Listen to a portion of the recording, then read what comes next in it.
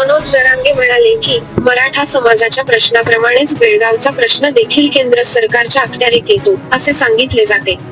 त्यामुळे या प्रश्नावर सविस्तर चर्चा करून लढा उभारण्यासाठी एक परिषद घ्यावी लागेल.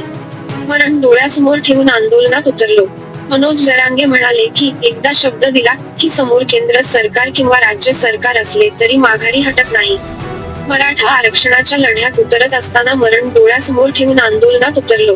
गेल्या 70 वर्षांपासून संघर्ष करून देखील समाजाला आरक्षण दिले जात नव्हते. मराठा समाजावर अन्याय करण्याची कारणे शोधत होतो. त्यानंतर आरक्षणाच्या मुळाशी जाऊन आंदोलनाला सुरुवात केली आणि 6 कोटी मराठ्यांना आरक्षणाचा लाभ मिळवून दिला. अद्याप संघर्ष संपला नाही. मनोज जरांगे म्हणाले की अद्याप संघर्ष संपलेला नाही. येणाऱ्या काळात मराठा समाजाच्या सर्व मागण्या मान्य झाल्या नाहीत तर विधानसभा निवडणुकीत सर्व मतदारसंघात मराठा उमेदवार उतरले जातील.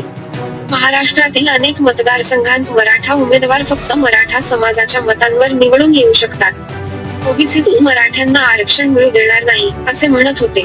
मात्र 6 कोटी गोरगरीब मराठा समाजाला न्याय मिळवून देण्यासाठी गेल्या अनेक महिन्यांपासून लढा सुरू ठेवला आहे. मराठा समाजाच्या आरक्षणाचे 95% काम झाले आहे. सक्षम न्यूज 24 अहमदनगर. सक्षम न्यूज 24